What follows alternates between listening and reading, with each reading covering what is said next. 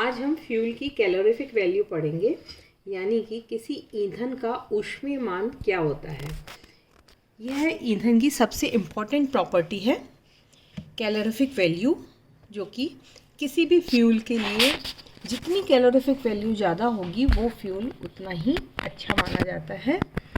क्योंकि हम जानते हैं कि यदि हम अलग अलग प्रकार के फ्यूल्स जैसे कि कोयला लें, यदि हम कोयले के जो अलग अलग प्रकार हैं, पीट, लिग्नाइट, बिटुमिनस और एंथ्रेसाइट, इन चारों की यदि इक्वल क्वांटिटी हम लें और उसको जलाएं तो हम देखेंगे चारों में से निकलने वाली यदि ऊष्मा को हम कैलकुलेट करें तो वो अलग अलग होगी, यानी कि उनका जो कैलोरीफिक मान है, कैलोरीफिक वैल्यू है, वो अलग अलग होगी।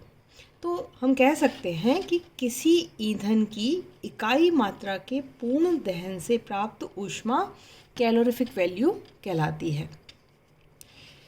ये हम कैलोरीज पर ग्राम में, किलो कैलोरीज पर ग्राम में या एफपीएस सिस्टम में हम लें तो British thermal unit per pound में नाप सकते हैं। जैसे कि यदि 1 ग्राम ईंधन के दहन से कितने कैलोरीज ऊष्मा उत्पन्न होगी, वो उसका कैलोरीज पर ग्राम में ऊष्मीयमान हो जाएगा।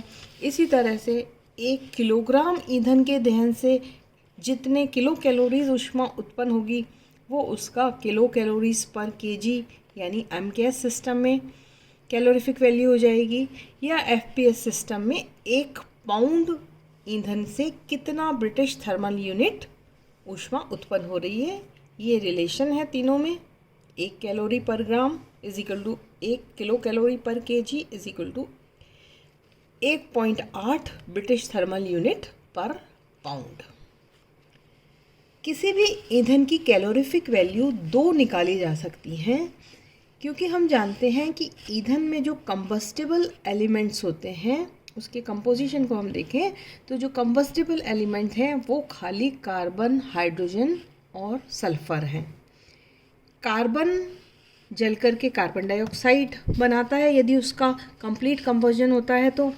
इसी प्रकार सल्फ़र से सल्फ़र डाइऑक्साइड और हाइड्रोजन ऑक्सीजन से मिलकर के वाटर वेपर्स बनाता है। तो यदि हाइड्रोजन और ऑक्सीजन से मिलकर के जो वाटर वेपर्स बने हैं उनसे यदि हम उनको ठंडा करें तो उनसे जो गुप्त ऊष्मा निकलेगी उसको हम कैलोरीफिक वैल्यू में इंक्लूड करें या ना करें, उस आधार पर इस कैलोरी मान को हम 2 तरह से निकाल सकते हैं। एक तो उसका कहलाएगा हायर या ग्रॉस कैलोरीफिक वैल्यू और दूसरा कहलाएगा लोअर और नेट कैलोरीफिक वैल्यू। ओके, तो हायर कैलोरीफिक वैल्यू या उच्चतर ऊष्मीयमान क्या होता है?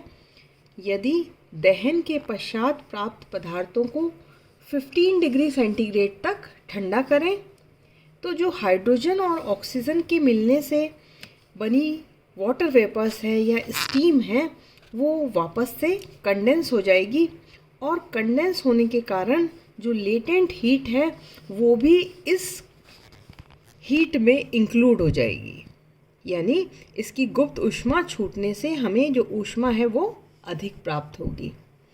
इस प्रकार से जो इकाई मात्रा के उस ईंधन के पूर्ण दहन से प्राप्त टोटल हीट, कुल ऊष्मा को हम क्या कहते हैं? Higher calorific value. ओके, क्योंकि कैलोरीफिक वैल्यू में latent heat of vaporisation of water vapours जो थी वो भी कंडेंस होने के बाद इसमें इंक्लूड हो गई, इसलिए इसको हम हायर या ग्रॉस कैलोरीफिक वैल्यू कहते हैं। इसी तरह से लोअर और नेट कैलोरीफिक वैल्यू क्या होगी? यदि दहन से प्राप्त पदार्थ, यानी जो पदार्थ हैं दहन के बाद सल्फ़र के जलने से सल्फ़र डाइऑक्साइड, SO2, कार्बन से कार्बन डाइऑक्साइड एंड हाइड्रोजन से वाटर वेपर्स जो बन रहे हैं उनको हम 100 डिग्री सेंटीग्रेड के ऊपर ही रखें, यानी टेम्परेचर 100 डिग्री सेंटीग्रेड के ऊपर बना रहे, या इन सभी गैसेस को वातावरण में खुला छोड़ दिया जाए तो ये गैसेस वातावरण में से बाहर निकल जाएंगी और बनी हुई जो भाप है हाइड्रोजन और ऑक्सीजन से मिलकर के वो कंडेंस नहीं होगी। और इसकी गुप्त ऊष्मा का माप भी किसी प्रकार से नहीं हो पाएगा। और इस प्रकार के इकाई मात्रा के ईंधन के दहन से प्राप्त ऊष्मा को ही हम क्या कहेंगे, उसका निम्नतर कैलोरी मान यानी लोअर कैलोरीफिक वैल्यू। तो इस तरह से हम देख सकते हैं कि किसी भी फ्यूल की हम HCV भी निकाल सकते हैं और LCV भी निकाल सकते हैं। HCV में हम वाटर वेपर्स को जब ठंडा कर रहे हैं तो उससे निकली हुई हीट, लेटेंट हीट इंक्लूड हो रही है, और LCV में वो इंक्लूड नहीं हो रही है। तो इन दोनों में आपस में क्या रिलेशन हुआ, LCV is equal to HCV minus latent heat of water vapours formed. बनी हुई भाप की गुप्त ऊष्मा को यदि हम उच्चतर कैलोरी मान में से घटा दें तो क्या आ जाएगा, निम्नतर कैलोरी मान आ जाएगा। और जो बने हुए वाटर वेपर की जो गुप्त ऊष्मा है वो किसके बराबर होती है, उस ईंधन में हाइड्रोजन का जो भार है, 1 ग्राम में हाइड्रोजन का जो भार है इंटू 9 इंटू जो स्टीम की लेटेंट हीट है उसके बराबर होती है।